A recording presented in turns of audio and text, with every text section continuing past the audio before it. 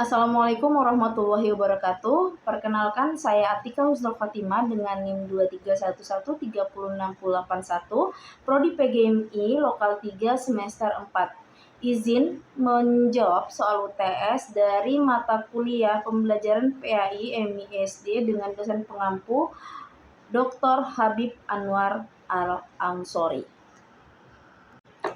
Izin menjawab soal nomor 1, yaitu saya akan menjelaskan secara singkat mengenai pengertian, tujuan, dan ruang lingkup pembelajaran PAI di Madrasah Ibtidaiyah dan pentingnya pembelajaran PAI yang efektif pada jenjang sekolah dasar dalam membentuk karakter peserta didik. Yang pertama, mengenai pengertian pembelajaran PAI di Madrasah Ibtidaiyah, yaitu proses pendidikan yang sistematis dan terencana yang bertujuan untuk menanamkan ajaran dan nilai-nilai Islam kepada peserta didik sejak dini. Untuk tujuannya sendiri, secara umum, tujuan pembelajaran PAI adalah untuk membentuk pribadi peserta didik yang beriman, bertakwa, dan berakhlak mulia. Dan yang ketiga, mengenai ruang lingkup pembelajaran PAI itu ada 5, yaitu ada akidah, ibadah, akhlak, sejarah kebudayaan Islam, dan Al-Quran Hadis. Terakhir, pentingnya pembelajaran PAI yang efektif dalam membentuk karakter peserta didik, yaitu yang pertama, karena usia peserta didik Madrasah Ibtidaiyah adalah masa pembentukan karakter atau masa pembentukan kebiasaan peserta didik. Dan yang kedua, memberikan pedoman jati diri peserta didik. Yang ketiga, mencegah perilaku menyimpang. Dan yang terakhir adalah menumbuhkan budaya religius di sekolah dan di rumah. Baik, selanjutnya izinkan saya menjawab soal UTS nomor 2, yaitu berbagai tantangan yang dihadapi pendidik dan solusi berdasarkan perspektif pedagogik Islami. Jadi yang pertama tantangannya adalah kurangnya minat belajar siswa. Banyak siswa yang menganggap pembelajaran PAI itu cenderung membosankan dan mereka menganggap bahwa pembelajaran PAI itu hanya hafalan semata. Jadi mereka kehilangan minat untuk bisa belajar PAI. Selanjutnya yang kedua adalah metode pembelajaran yang konvensional. Jadi guru itu masih menggunakan metode ceramah satu arah dan mengabaikan pendekatan yang interaktif dua arah terhadap peserta didik. Jadi peserta didik itu cenderung pasif dalam proses belajar. Tantangan yang ketiga adalah perbedaan latar belakang siswa. Siswa itu berasal dari berbagai macam latar belakang keluarga yang berbeda-beda dalam hal pemahaman agama. Jadi itulah yang menyebabkan kesenjangan dalam kemampuan memahami materi agama. Selanjutnya tantangannya adalah keterbatasan sarana dan media pembelajaran. Jadi kurangnya media visual, audio, atau alat peraga dalam pembelajaran PAI itu membuat materi itu terasa abstrak dan sulit dicerna, sehingga peserta didik itu sulit memahami materi, terutama untuk anak usia madrasah ibtidaiyah.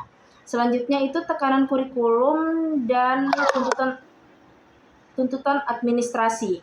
Jadi guru itu sering terbebani dengan tuntutan kurikulum yang berganti-ganti dan tuntutan administrasi, sehingga mereka tuh tidak cukup ruang untuk melakukan inovasi-inovasi dalam pembelajaran. Selanjutnya itu minimnya pelatihan profesionalisme guru. Jadi itu banyak guru belum memiliki kesempatan untuk mendapatkan pelatihan dalam penerapan pendekatan pembelajaran yang modern dan menyenangkan berdasarkan nilai-nilai Islam. Selanjutnya, solusi yang bisa diberikan untuk tantangan yang sudah saya sampaikan tadi. Jadi yang pertama adalah menggunakan metode pembelajaran aktif dan kontekstual. Jadi maksudnya adalah di sini bisa menggunakan metode tanya jawab, simulasi ibadah, permainan edukatif Islami, dan pembelajaran berbasis proyek. Terus yang kedua, menanamkan makna dan nilai, jadi bukan sekedar hafalan. Di sini anak-anak itu diajarkan untuk memaknai ayat dan hadis, jadi bukan hanya sekedar menghafal. Selanjutnya adalah menjadi teladan. Jadi, guru adalah figur utama dalam pembentukan karakter siswa, sehingga guru PAI itu harus menjadi model nyata dalam pembentukan karakter peserta didik.